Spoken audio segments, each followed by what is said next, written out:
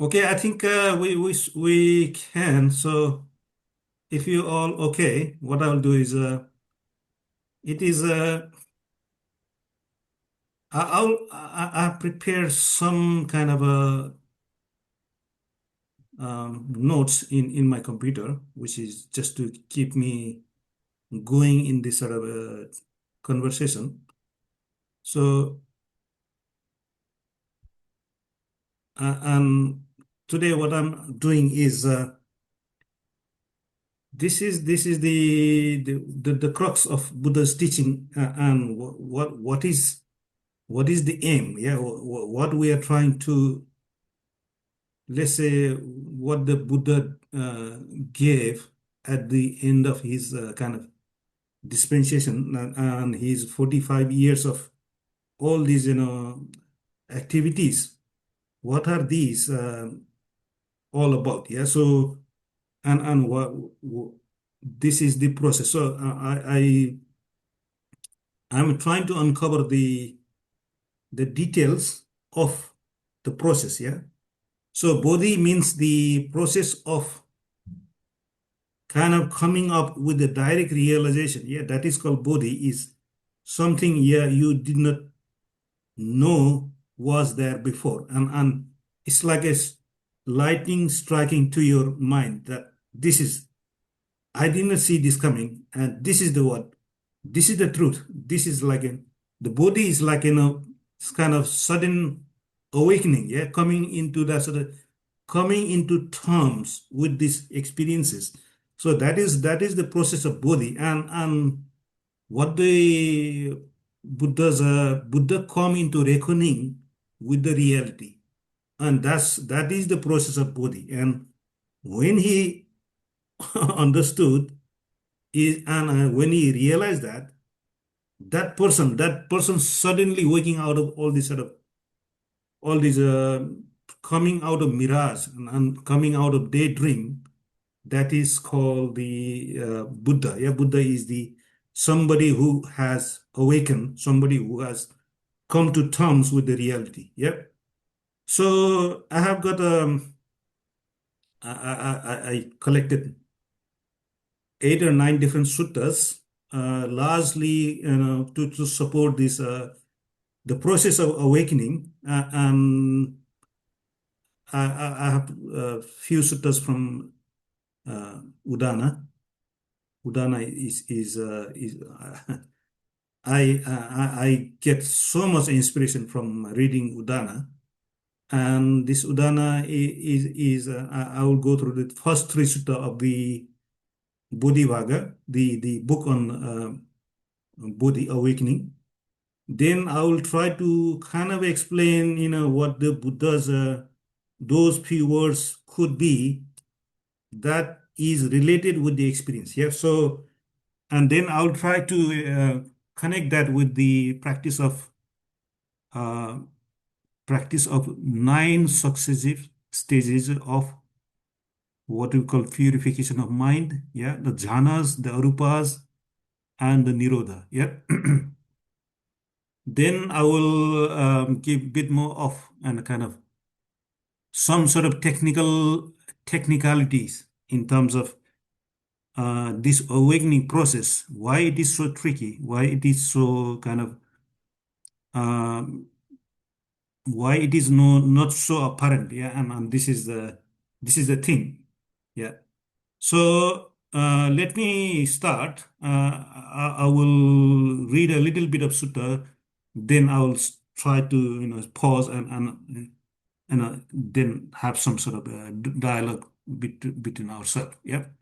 So this is the Udana book Udana Suttanam book of Bodhi is called Bodhivagga, and number 1 Bodhi Pathama Sambodhi Sutta. Yeah. So this is the first chapter on the awakening. Thus have I heard at one time the Lord was staying at Urubela beside the river Niranjara at the root of the tree Bodhi tree, having just realized the full enlightenment. At that time the Lord had sat cross-legged for 7 days, experiencing the bliss of liberation. Then at the end of those 7 days, the Lord emerged from that concentration and gave well-reasoned attention during the first watch of the night to dependent arising in the forward order. So imagine, kind of, um, this is really, really, uh, when something truly significant, something like that happens. For example, in my book, I gave it the example. Imagine, look at the scenario, consider the scenario. There is a movie happening in the, you have seen a movie, and there is an actor just, performing its kind of a, let's say, acting, and all of a sudden that actor came out of the TV and came into sit in the sofa next to you.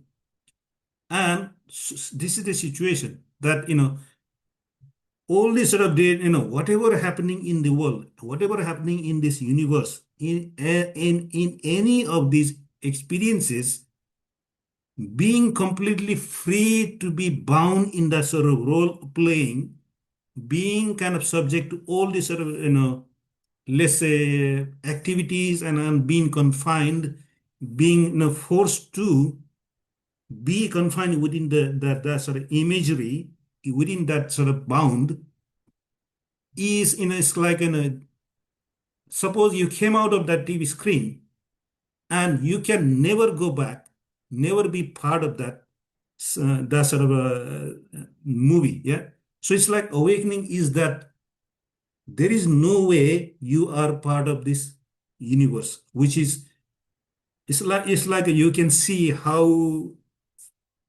fragile, how, kind of fleeting that experience that this TV screen is. Yeah, it is completely unpredictable. It is, at any time, it is, you don't know what is going to happen. Yeah, any moment we are living in that sort of a, uh, we are living the mercy of all this sort of calamity and disaster that can snatch our existence at any time. Yeah.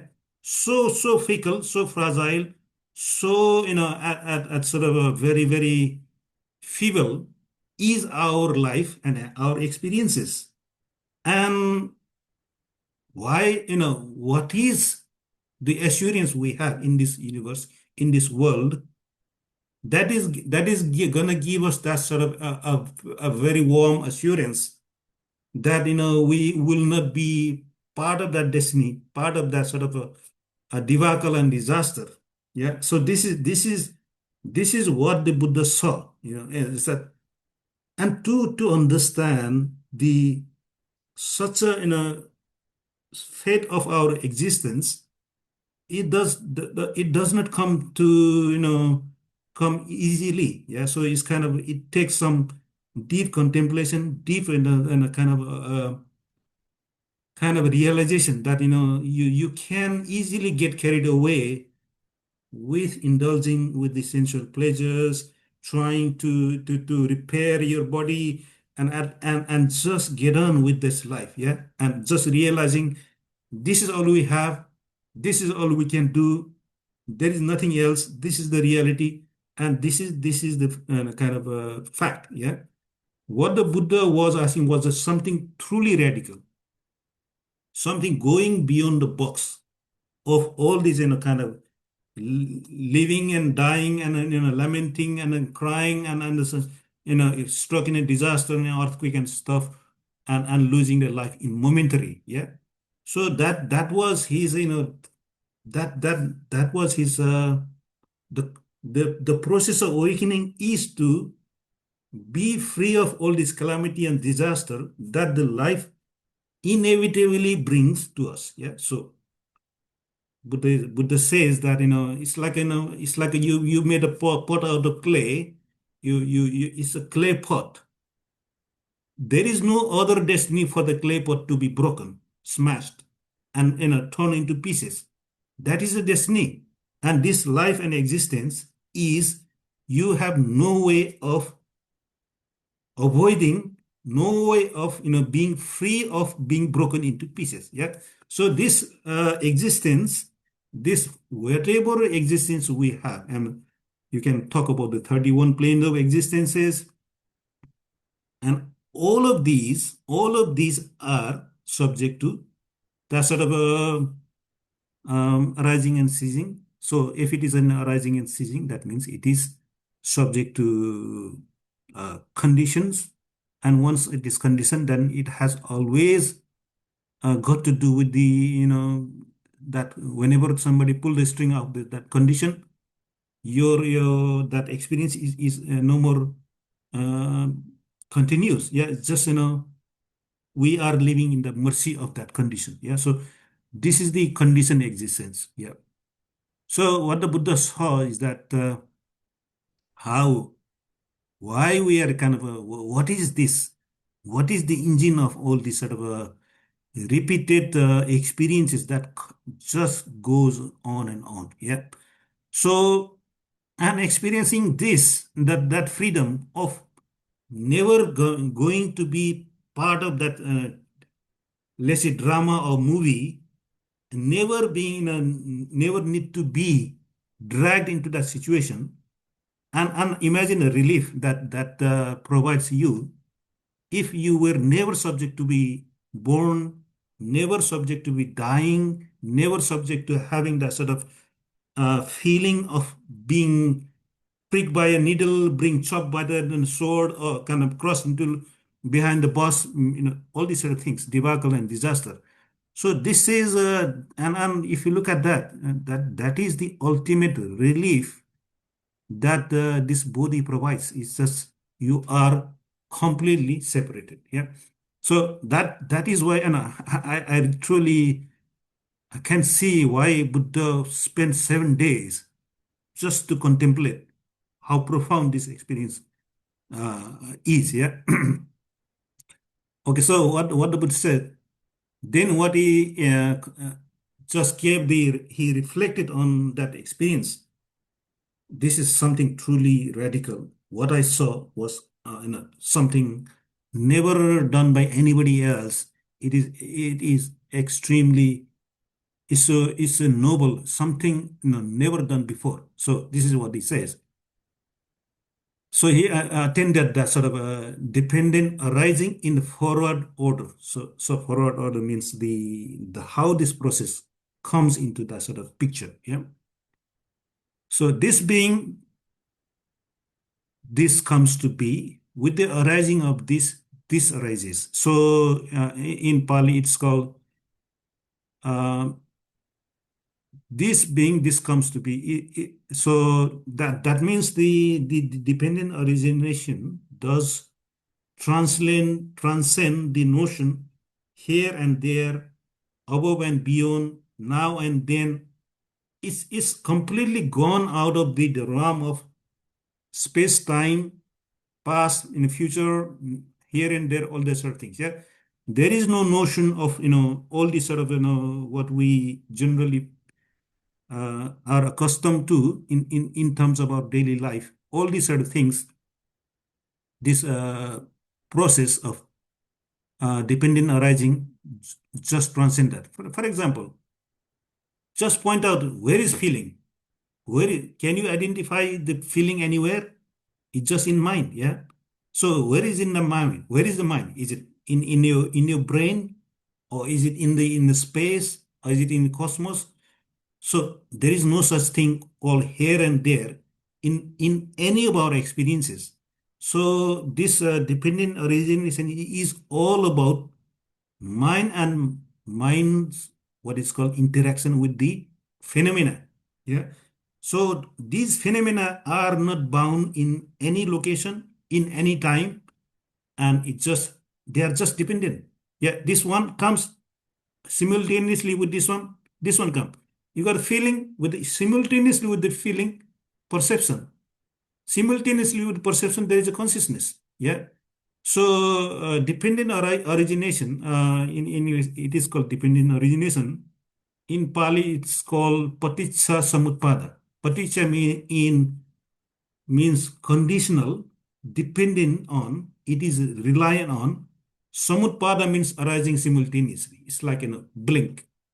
This thing arises simultaneously with so it's like a beam of light hitting millions of photons at the same time. Yeah. So you don't know, you cannot say this photon came first and this one came second, this one came third. All of these things just hit to the awareness simultaneously. So when condition is true, when you have the sort of certain, let's say, a feeling arises in your sense store, immediately with that feeling, your perception arises, your mental proliferation arises, and all this sort of consciousness and birth and death, everything happens at the same time. Yeah, which is this is why Paticcasamuppada is really very very subtle point in this our experience. Yeah. So this is what this is why it is a really something. It's like you have entered the jungle in a and you are trying to find where is the wood, where is the where is the tree. It is woven into a fabric, and all you are doing, you're trying to find a and it's like a something that you you are carrying with you all the time, and you are chasing outside. Yeah, it's with you. It's like a turtle carrying a shell, and it just remains with you all the time. And how do you see that? How do you see yourself without a mirror? How? Yeah. So it's like that. So dependent origination is interlinked. It is woven to the fabric of our experience. And how do we know this process? How do we see this? This is like a fish in a pond. They are in water all the time. How do they know that they are living in water? They have no way of seeing, no way of imagining that they are living in water. So it's like that. So this is why it is extremely uh, profound. Yeah. So yeah. So I'll go through the formula. Yeah. So the key point to understand is that dependent origination, although we have got a standard formula with ignorance as a condition, uh, formation arises, volitional activity, intention arises. With the volitional formation as a condition, consciousness arises. With consciousness as a condition, Namarupa arise. With Namarupa as a condition, sixfold bases arise. With sixfold bases as a condition, contact arise. Contact as a condition, feeling as a condition, craving as a condition, uh, grasping the acquisition, with acquisition as a condition, existence, the bhava, and existence as a condition, birth, and with birth as a condition, sorrow, lamentation, pain, grief, and despair arises. So this is a very very kind of commonly recited and very, let's say, I would say it's only good as teaching in a school or in a this is without having that sort of a experiential insight, and you can it's like somebody is telling you that uh, this is salt. It tastes salty. How do you know what is, if you have never tasted salt, how do you know it is salty? What is this salty means? Yeah. So to experience this process, and to directly realize this is this is what the Buddha is saying. Yeah, it is not a mere process of kind of reciting. It's just seeing that process and submerging and going into that water like a fish and coming back. Yeah, so it's kind of, then what the living in water is like that. Yeah, so uh, this is the this the trick is and I gave an example of a fish in the pond. How does the fish know that what is water? It never have any clue of fish to know that it is living in the water. Yeah. So it's like a you can take an example of an actor in a movie. How does that actor know it is in the movie? No way that actor can understand that it is part of that. It is coded in the software, or it is in a program in a recorded in the some sort of a hard disk or something. This is the situation we have. Is that all these sort of things, phenomena, and the experiences are just going like this all the time. And it is just, and to awaken is to kind of, let's say, I would say that even I used to say Big Bang. This experience is even more profound than the Big Bang experience. Yeah. It's like, just, coming out of, all this sort of, so imagine the situation, how coming out of TV and becoming a real, let's say, a living being. Yeah. So, and at the end of this experience, so what the Buddha saw is that um, this this experience is like, say we have got a six sense doors, and we are experiencing the sound, taste, touch, the visual sight, and all these sort of things are with us all the time. It is like, we are in that sort of very, very watertight, or watertight chamber, where all these sort of thing, all the sense experiences are flooding our sense doors all the time. Yeah. We never had a chance in a trillions and trillions of existences to break free of that flow in all of our sense doors. Yeah. So they have continually kind of kept those sense doors, filled with those experiences. And the process of awakening is to find a crack in that sort of sense doors, and come out of that sort of loop and see the process. This is how what is happening. This is what is sustaining that flow. Yeah. So, and then this is what the Buddha said. When things become manifest to the ardent meditating Brahman, all his doubt then vanish, because he understand each thing along with its cause. So this is to be able to come out, have that sort of perspective view of the phenomena, seeing in front of you, and and realizing that you are not part of that process. So this is really, really, and it's a really profound experience. And what the Buddha says is, we we can not match that experience to such a level of detail, and we are just starting this path, and we are just crawling. Yeah. So uh, our meditation is that sort of path towards the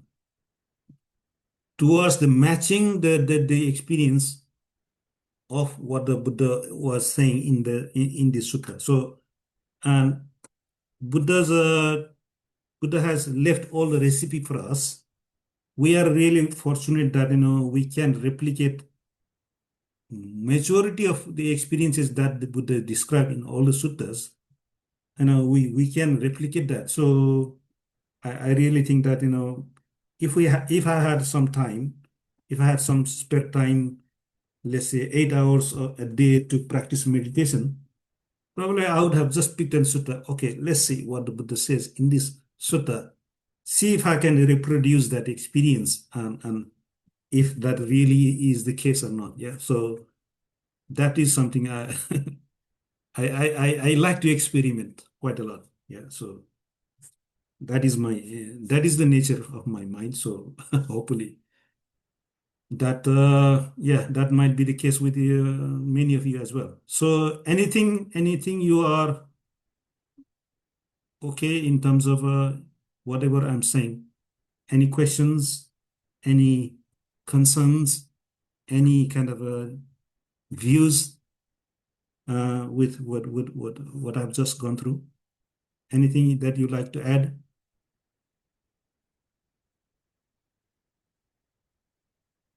Does that does that make any sense to you as to what I've just said?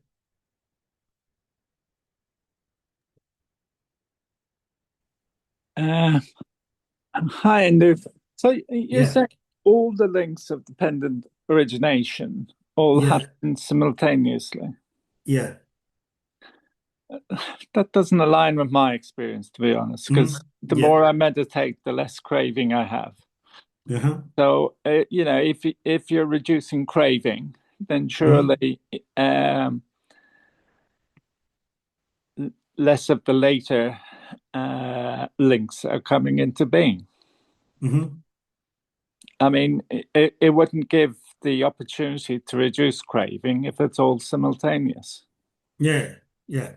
That is true. So what I'm saying is that it does not tell you the what is this state or after you've done some practice. Yeah. So this is just describing the process. Yeah.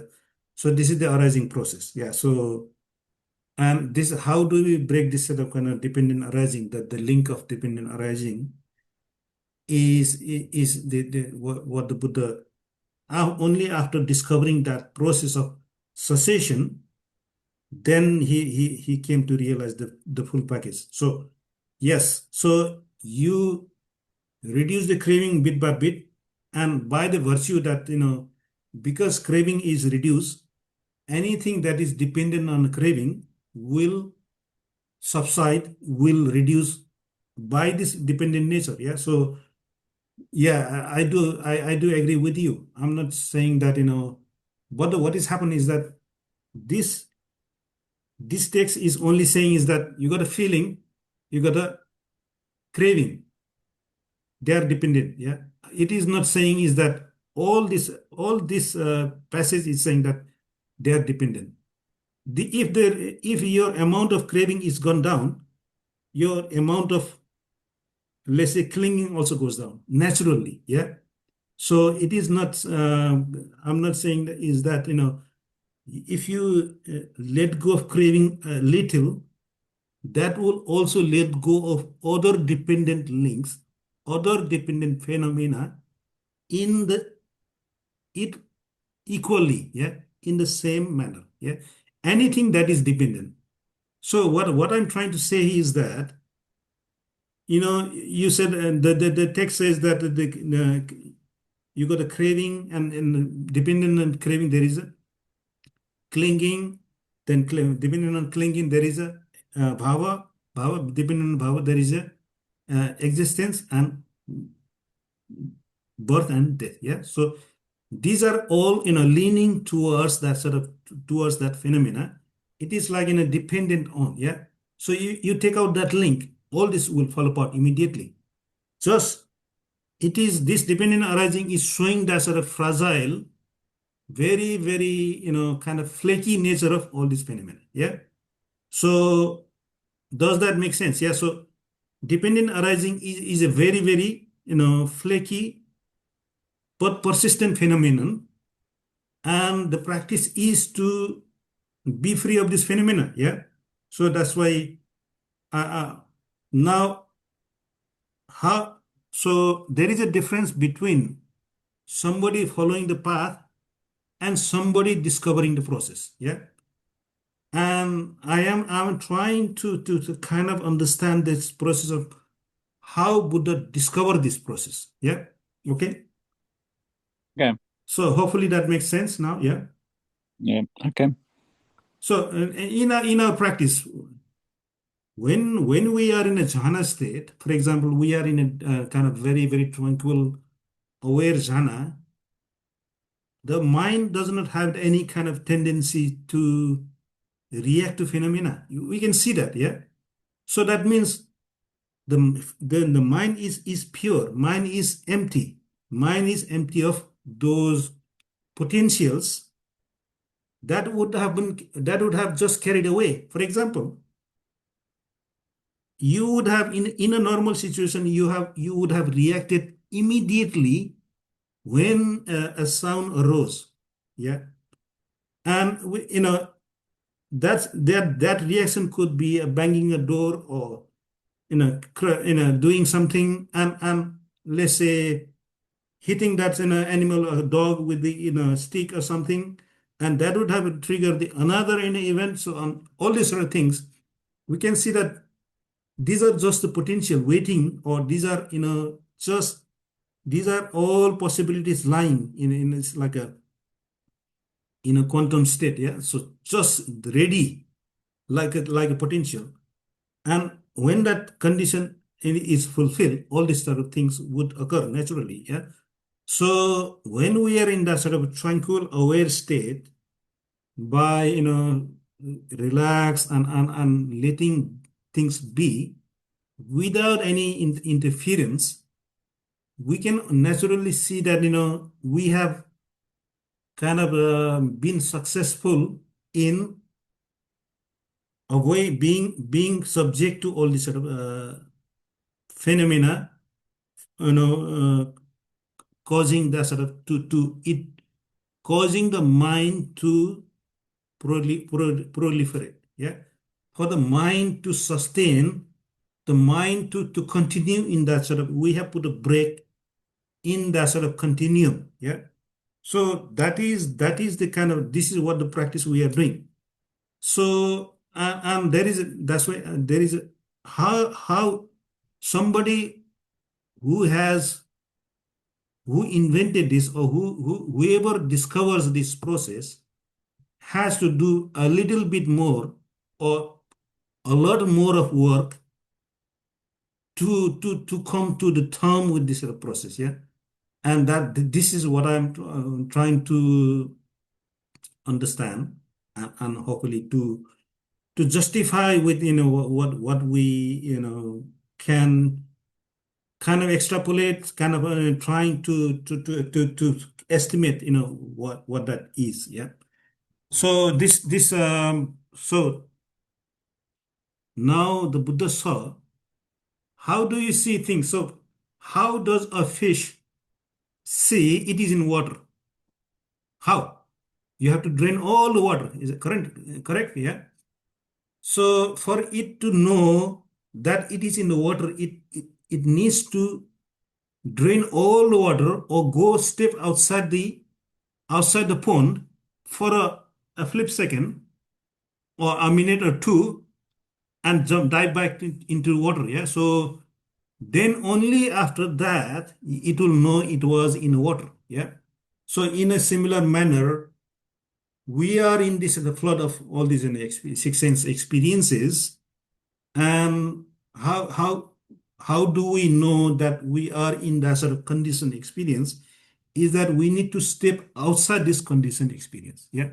So this is the kind of now the Buddha did not see this before, only after going through so many so many kind of what is called laboratory experiments like that. So say if you have developed some software code in your in your company, and you have just tested it. Oh, okay, this software works. Great. Somebody will say that okay, I'll plug a cable into this computer, and that software crashes immediately. Well, that software was good, but look, it didn't withstand that sort of testing, yeah. So it did not withstand all this sort of kind of all this sort of various type of eventualities that that can destabilize, that can break your process. Yeah. So the Buddha took so many days to just run it in a list like a regression testing. If you are in that sort of a what is called computers industry, you have to do so many testing back and forth. Okay, you switch that off and run the test. You switch that on, run another test. Now you bring it to another platform and you run the test, and you take out some. This is what the Buddha did. Yeah. So he allowed the process to run in the forward order, then analyze each and every component part, and then so okay, this part is now done, and he let it run on the reverse order. Then he saw that okay, if this sort of situation happen, would this kind of experience sustain? Because it's no good in claiming that I am a Buddha, I am an awakened person, if my experiences is not it's not properly tested thoroughly. Let's say it's not fully mature. Yeah. So this is what the Buddha wanted to be absolutely sure that this this process in Pali it's called Akupa Cheta Vimutti.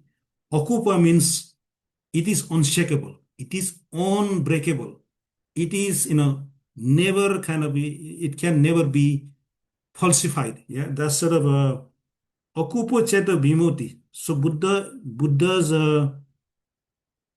this Vimutti is the freedom of mind to such an extent that no matter what kind of let's say any kind of a thing that you bring in to aggravate, to stimulate the mind, to cause the mind to destabilize, none of these, only after being assured of full stability, full kind of assurance, being completely be free and be 100% absolute certain that this freedom of mind is never it's like a something I have not done any experiment. Have you ever managed to take the actor from the movie and uh, bring it to the live, let's say living experience, and put him back? No. Yeah. This is like this is like a similar situation. Yeah, it's a kind of, if you have come out of that sort of a conditioned experience, how do you know? Even if you try to go back, you cannot. Yeah. So this is what the Buddha saw, was that this is the universe. It is just in front of.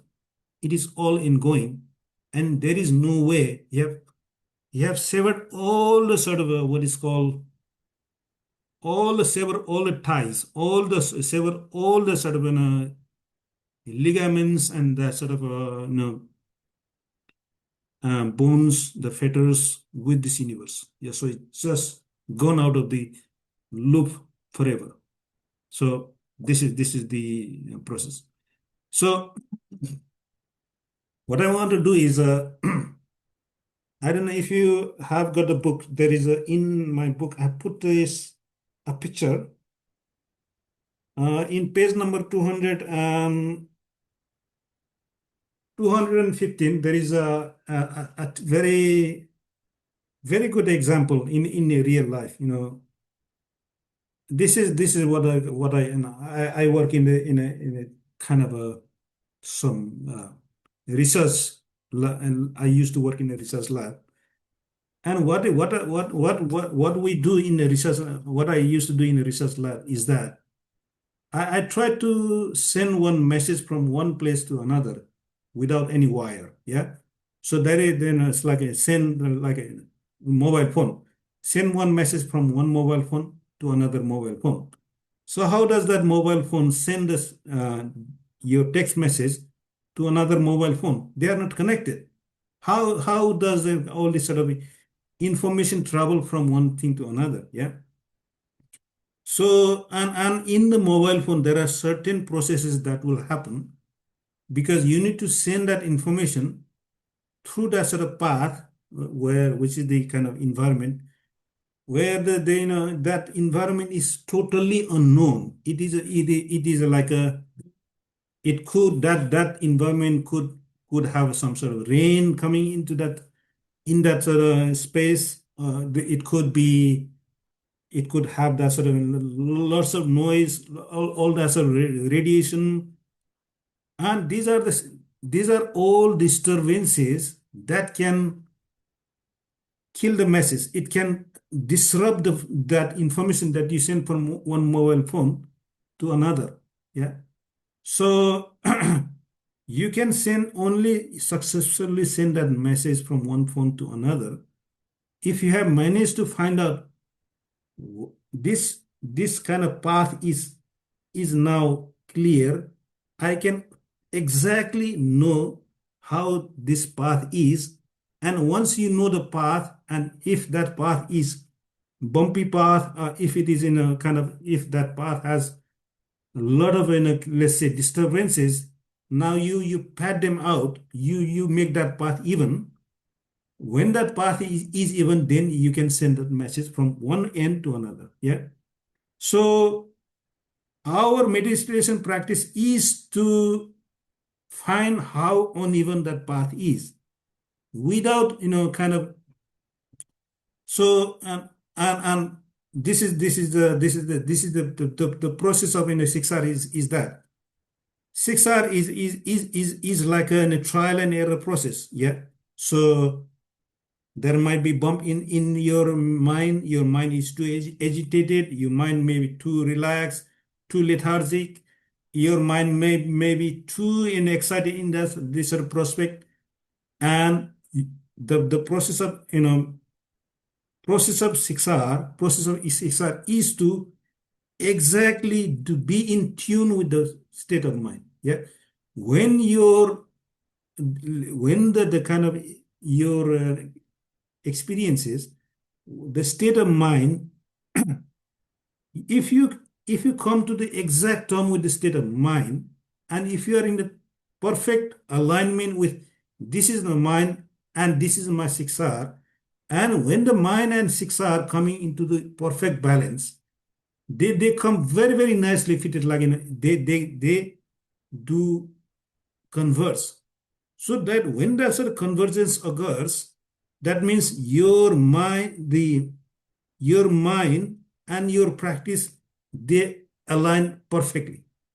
When that alignment happens perfectly, that means there is no difference between the experience and mind, and that any kind of any kind of agitation, any kind of let's say movement of mind just dissolve. Yeah.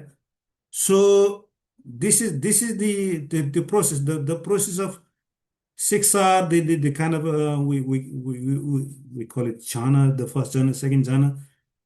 These are all successive kind of process of estimating what the experience is like, and try to align your practice to be to fit with that sort of experience. Yeah. So in the early stage, we have got all this sort of very, very wild expectation of the meditation. And people get too excited about this meditation. Oh, this is jhana. Look, this is the bliss. They might get frustrated about the experience. All these sort of things are miles away from the reality of the mind. Yeah. So the process of siksar and jhana is to letting go of those grosser type of reaction to the mind, letting gradually kind of being free of those very, very vibratory reaction to the experience, and letting them subside naturally by being free of those tendency of mind. Yeah. So in the first jhana, you kind of let go of any attachment to the sensual pleasure, and you kind of you have become purified with your mind in terms of your daily conduct by keeping the 5 precepts. So, and when you have come to realize the fruit of first jhana, you have already come to, your mind is now very, your experience and the mind, they are kind of, they are somewhere close. They are trying to align, but you still know there are, vibration, there are some kind of a misalignment, that sort of things, causing the mind, to be unsettled. Yeah. So that is the path. So what I'm trying to say is that the process of, it's like we are trying to step outside it's like a fish trying to step out of the water. Yeah. So how can it do that? It needs that enough kind of a practice to be free of all those sort of uh, tendency of mind to react to phenomena. And then when you are freed from all these phenomena for a flicker of second, a 2 or 3 or 5 seconds, then you have the chance to reflect on your experiences. What was that? Yeah. What did I come? What was the process that I came out of the loop? Yeah. So that is that gradual process of being free of tendency of mind and being in a total alignment with the reality, yeah, of the present moment. Yeah. So it's kind of, there is no difference between the mind and phenomena. Yeah. When the mind and phenomena become the same, when mind and phenomena become just one process without no projection, with no kind of misalignment, then that process would lead to, will take you out of this phenomena, it will take you out of that sort of, let's say, that conditioned process, and it will just dive into what is called the Niroda. Yeah. So Niroda is kind of, it's like in this book in page 215, I've showed then a very vibration happening in the beginning, and the mind settle down,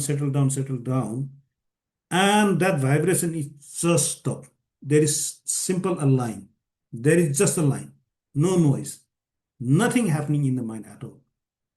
There is no mind and mental object. Mind and Dhamma becomes the same. So when mind and Dhamma becomes the same, and that's what the Buddha said, Mono Pubangama Sabbe Dhamma. Yeah, that is, mind is the forerunner of all the Dhammas. So what are the Dhammas? Dhammas are the feeling, perception, intention, contact, attention, consciousness, namarupa, craving, clinging, and all these sort of things. All these are phenomena, because these phenomena get chance to manifest when there is ignorance. When we step out of this in a kind of, let's say, process of gradually being free of all those phenomena, and mind and phenomena become the same, that means phenomena has no chance to become manifest. So what happens, that process is the cessation of all the phenomena. Yep.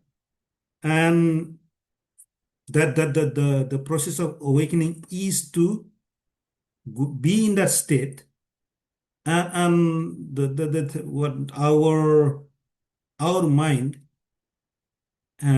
it has to come into term with many of our past tendencies that become like a rock solid. Yeah. So we have got this we call it fetters, some sort of a kind of a, some tendencies of mind that have we have stored in a database of all these sort of tendencies to react in certain ways. Yeah, so these are our store of all these activities that we naturally do. For example, you in suttas, this sort of things do occur. Many people have carried this from their past life. Yeah, so I know I do take some of these and probably from my past lives. Why I am in this sort of environment? Why I am bit more, let's say, contemplative in nature compared with my siblings. So you surely must have done something in the past, some in your past life, or it can also be why you are so kind of uh, restless when somebody says some words. Why do you get upset so easily? So all these sort of things can carry over many lifetimes, and the process of awakening, the process of awakening is to break those bones, to break those kind of tendency of mind being being kind of that is carried over many lifetimes, to put a break on that. Yeah, so this is what maturation of maturation of this process of awakening to the experience occurs. Yeah, so and I so I have got this. I just covered the first sutta, which is the Bodhi Sutta, the first Pathama Sambodhi Bhaga Sutta. And in the sutta, second sutta is called Dutiya Bodhi Sutta. And in the Dutiya Sutti Buddha, in sutta, the Buddha goes through uh, so he saw that all these phenomena, how they come in, they become out of nowhere. They just become manifest from nowhere. So what is the, so he saw that the first part of awakening is that these are all dependent on all these phenomena are linked to each other, and they are just projection, they are just reaction of mind. Yeah, he saw that when the mind is stirred by the when mind didn't know what to do, it inevitably started to start to put some intention to volitionally try to do something by thinking, by bodily activities, or by the perception. Yeah. So these are the three sankharas.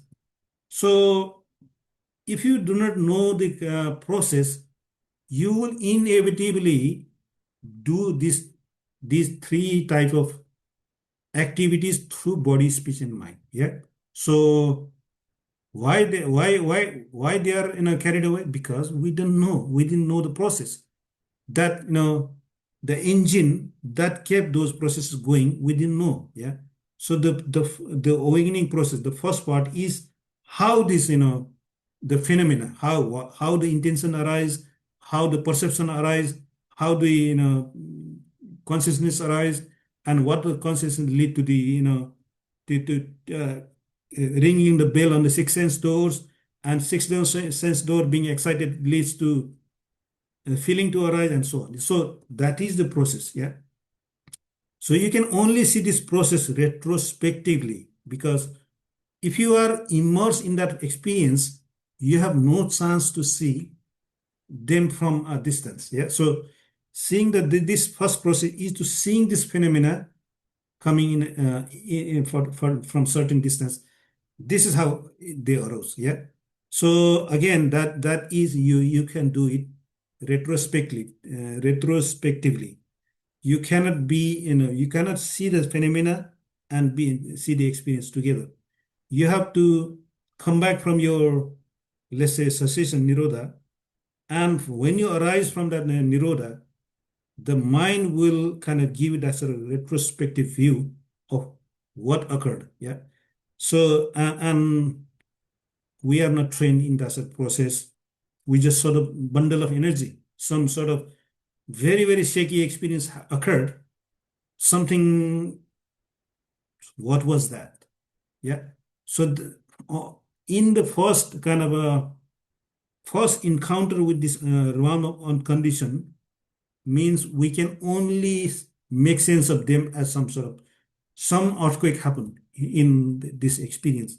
Some very, very major event happened, but no clue what that was. So this is the first kind of the contact with the unconditioned manifest as some sort of something really. What was that? You never had any experience like that before. This is completely, it's very, very, it shakes your perspective from the core. Yeah. So that is the, and Buddha has given the sort of a four different level of awakening, which I might do in a future research, and I will, if I have some chance, I will go through that in more details. Yeah. So so the process, as I mentioned, discovery process is not easy. Yeah. Discovery to this dependent origination is this is now we have been given a ready-made formula. Oh, ignorance as condition, formation as a condition. How did you know about that? Who gave you that formula? Yeah. Okay, we can find it in a Sutta text, in a Pali text. Yeah. But how? Show me. How can you prove that, with this as condition, this arises? We have to see it for ourselves. And this is the what we are not trying to memorize and go into that sort of terminologies and this and that. This is I really want to stay away from that sort of a kind of a linguistic type of usage of this sort of suttas. These are purely for experiencing and seeing it first time. So that is what I'm saying, is that the point I want to bring in is that all the phenomena,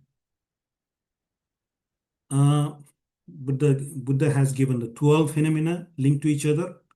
They are just leaning to each other like two slabs or 12 slabs. Yeah. So even you can reduce that 12 slabs with your practice.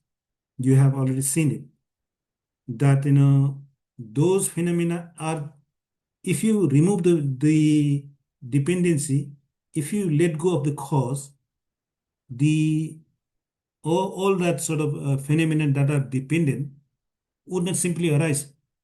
And I think we have seen this, all of us may have seen this, is that when the mind is so bright and mind is free of all these hindrances, mind is free of all these distractions, and we can already see a taste of kind of what the state of unconditioned could be. Yeah. So that is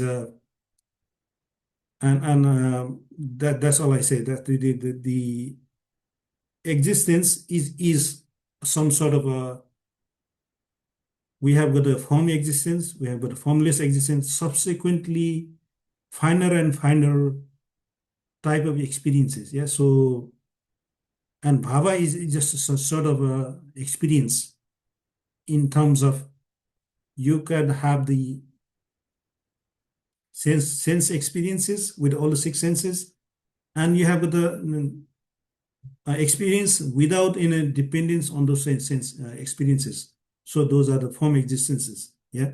So the form existences are freed from those impingement on the sense doors, and the formless experiences are, even these are just mind experiencing the uh, dimension that is free from all these let's say appearance and disappearance. Yeah. So So these are subtle kind of experiences that have got a sort of, those are rooted in our tendency to react to phenomena.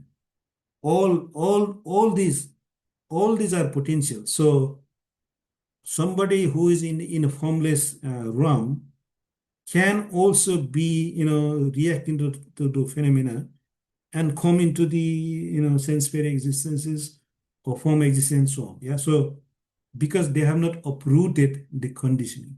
That is what the Buddha's kind of quest was, because even before the Buddha, they could enter the form realm and live in the form realm for 500 or 600 Mahakapas. But at the end of that experience, they came back to the same, kind of hell realm or animal realm, or kind of different realm, because they just exhausted the fruit, or the kind of the merit of the sort of activities that they have done in that sort of meditation. Yeah. So the whole equation of merit and demerit are the consequences of what is called the formation. Yeah. The Whenever you start to intend, whenever you start to plan, we generate the formation. Yeah. We generate some volition towards either being or not being.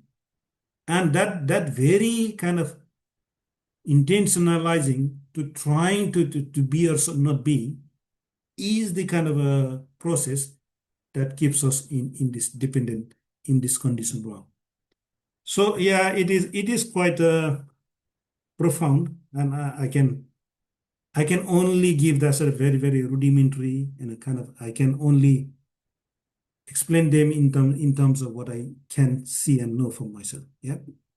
Any questions? Does that give any kind of uh, further information? Any kind of way to help with the practice? Yeah. So yeah,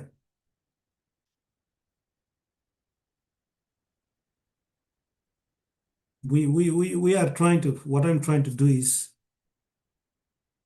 trying to not just sit in the meditation and experience the bliss and experience that, but to gain some deeper, perspective. Because if we can gain some sort of an understanding, some sort of experiential, insight into these phenomena, then these, the process of awakening can happen quickly. Yeah. So we can, we can be free of all this conditioned experience quickly. Yeah. Instead of years, or even, we don't have to spend 50 years to reach that sort of, some level of awakening. Yeah. Second stage or third stage or fourth stage. Third, these are bit of, we need to, as I mentioned, the trick is easy to arouse. It is easy to react. Letting go might be considered difficult practice. Yeah. So trying to find that balance, trying to be reaction free, trying to not be, that maintaining that composure, maintaining that sort of non-reactivity is really, it's not that something that comes about easily. So we have to be absolutely, our mind need to be trained, and we need to facilitate this process through our daily activities. Yeah. So try to live that sort of peaceful life and have that sort of virtuous conduct, and have that sort of, joy, and that sort of tranquility. These factors, we need to constantly develop them, constantly be at ease, constantly practice, test it, and they will mature and that it's like a, then they will be like a, even they will be realized without any effort. Yeah, it's like a, you have seen a snake in a slough. Yeah, snake will replace its slough every year or so. So it goes through that process of being detached from all this kind of part of the body that it used to carry with itself. So it's like all this phenomenon, any kind of tendency of mind, any tendency of all these sort of habitual tendencies. These are like the slough of the snake. Yeah, they will just through kind of in a consistent practice, they just become separate. And once it is separate, there is no way of going back. So once we have become free of all these fetters, we cannot be fettered again. Yeah. So once the fetter is gone, it's gone for good. Yeah. So yeah, I know our mind can remain quite tricky.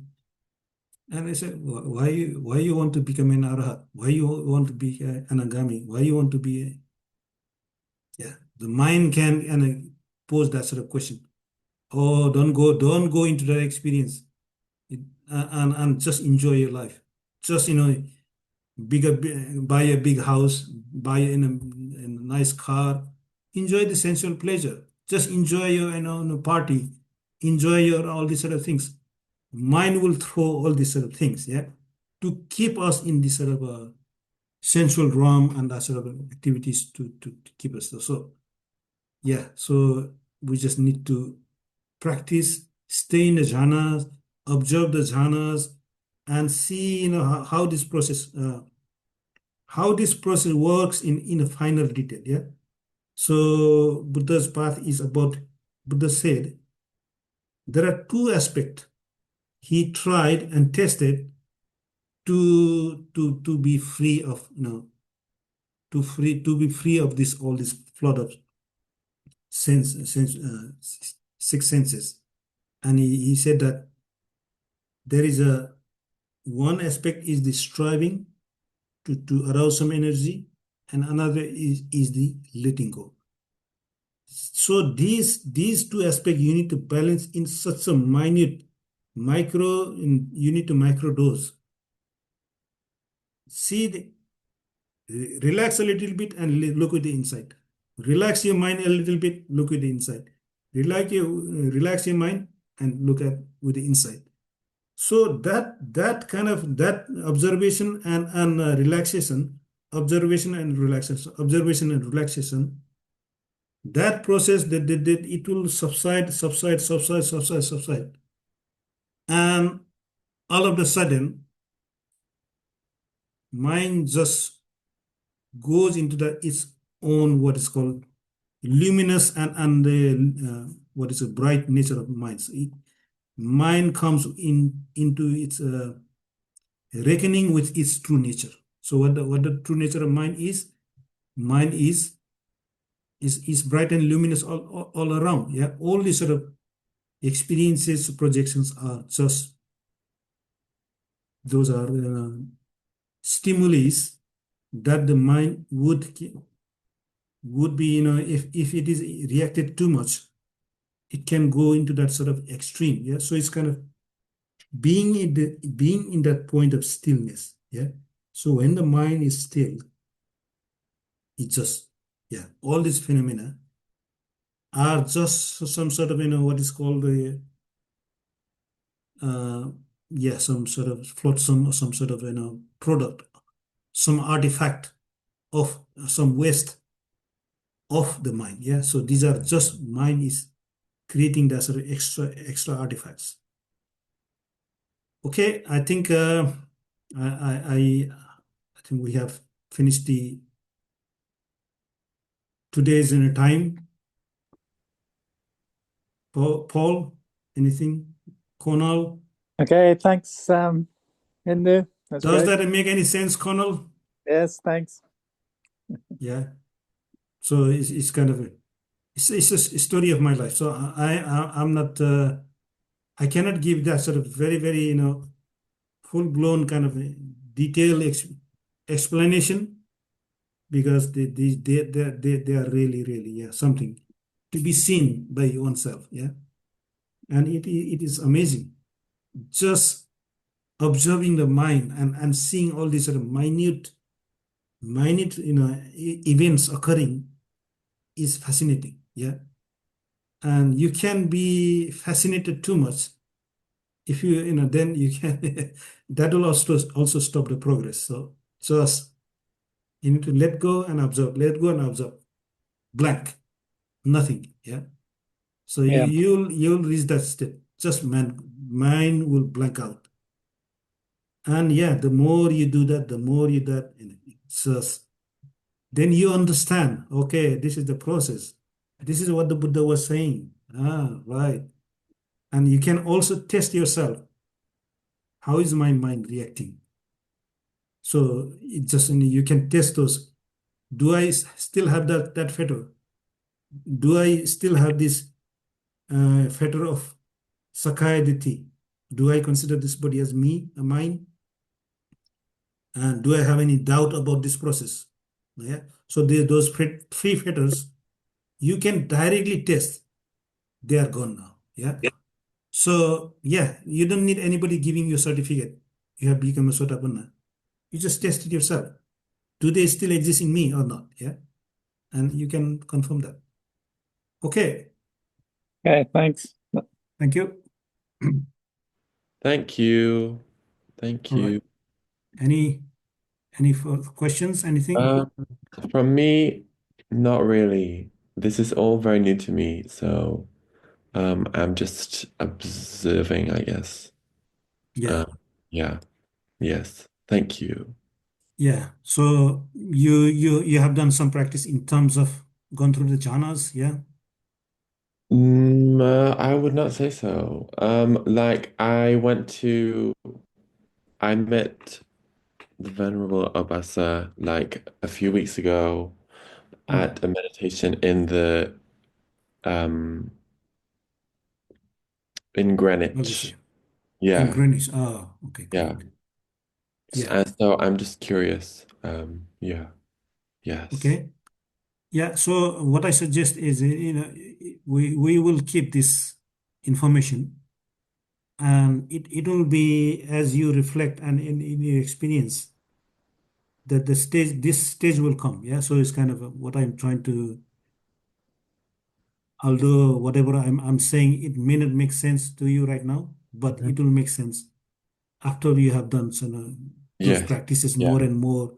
They will just come into, those puzzles will come together, and it just makes more and more sense. Yeah. So what I Yeah. would say.